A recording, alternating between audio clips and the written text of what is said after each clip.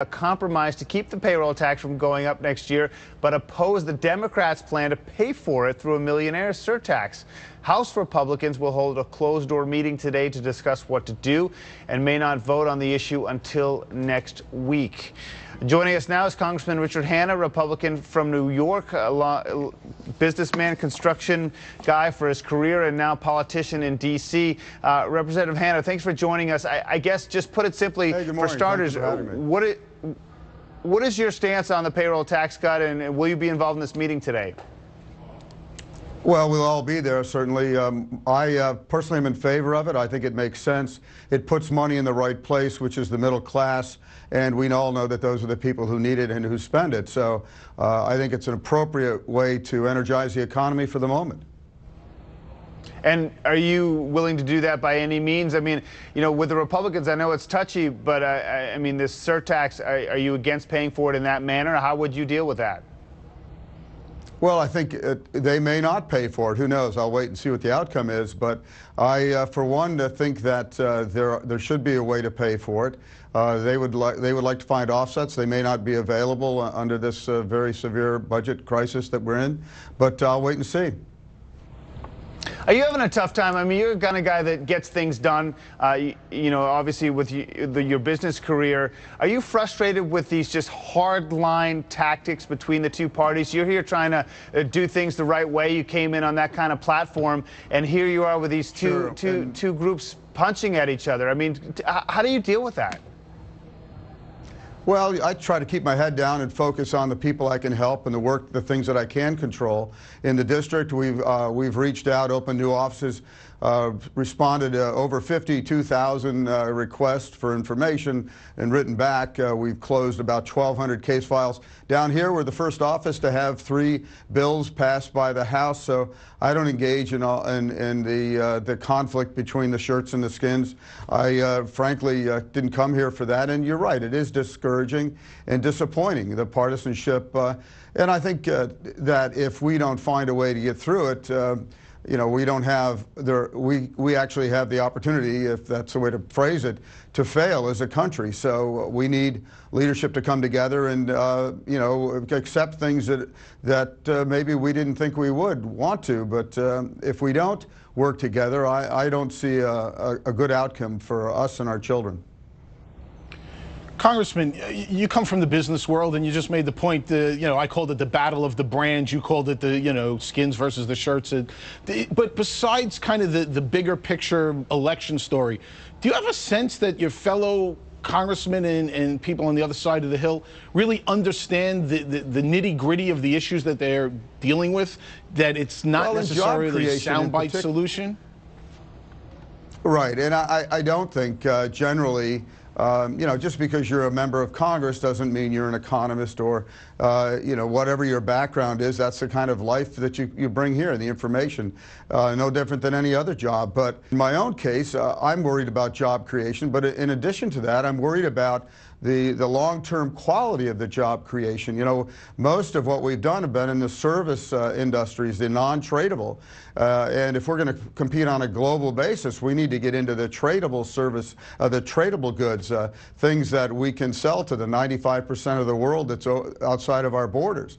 If we're going to maintain a standard of living, it isn't just about creating new jobs. It's also about creating quality jobs. And the way you do that is through education, science, technology, engineering, and math. And I think that the long-term solution to maintain a standard of living which we can be proud of and which somehow resembles the one that our parents looked forward to is really a big part of the conversation for me.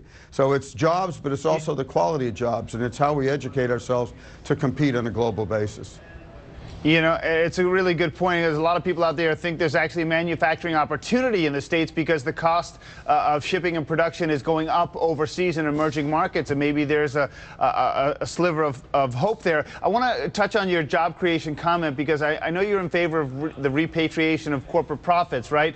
But we get a lot of questions all the time. Well, right. How does that translate into jobs? And so maybe here's your little platform to explain to people how corporate profits being repatriated actually translates into bullishness for jobs.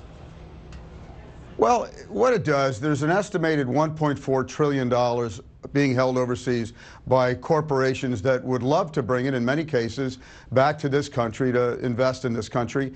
And if we can support a stimulus bill that's $800 billion plus, we should be able to support a $1.4 trillion stimulus package. It's not necessarily a mistake to say that we need to try to understand that even if it goes to the stockholders of these companies, that's perfectly okay. I mean, they're going to put it in their pockets. And most Americans are stockholders at some level. So I'm not bothered by that. And you know, it doesn't hurt us just to bring it back and believe that these companies are going to invest.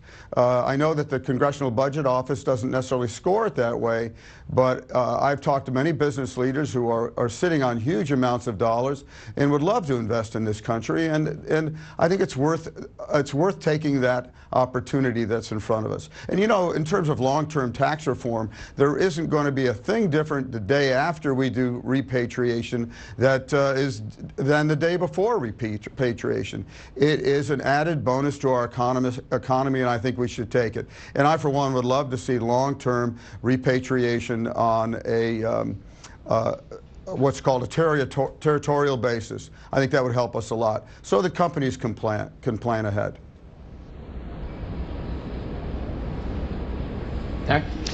Yeah, I'm interested in your point about the payroll taxes. The cut in payroll taxes sounds like a great thing. I definitely would be supportive of that in the long term. But surely the short-term priority in the US is a mix of higher taxes and lower spending, right? That's what the shirts v skins game is all about. And I'm surprised you've not talked about that.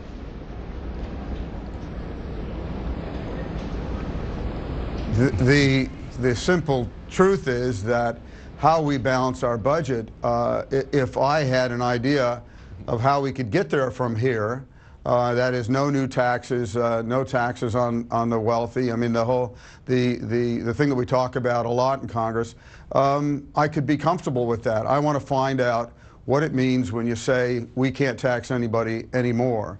I'm not sure that we can do that. Well, the hope is, though, that we can lower rates. My office sponsored H.R. 609, which wanted to lower the blended corporate rate from 35 to 25 over a couple of years to allow us to work through the tax code. And that would make us competitive in this country. That would bring tens of billions of dollars to be invested in the country to create jobs. You know, we don't live in a vacuum in this country anymore. We were once at the head of everything. And now we're one of many who are very smart and competitive. And it isn't wrong to think that the rest of the world wants what we've had.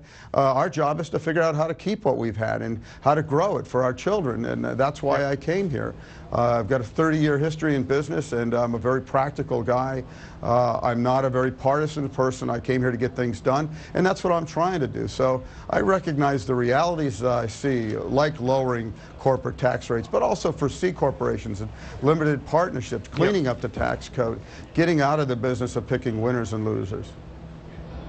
Congressman, we appreciate it. I hope you're not getting too much pressure, you know, from both sides to not be an independent thinker. Representative Richard Hanna, a Republican from New York, we appreciate your time. First-term Congressman from New York. Coming up next on Worldwide Exchange Europe, still driving the bus with a light data day again in the U.S. We look at how much Wall Street is going to get pushed around by European news throughout the day. We'll be right back.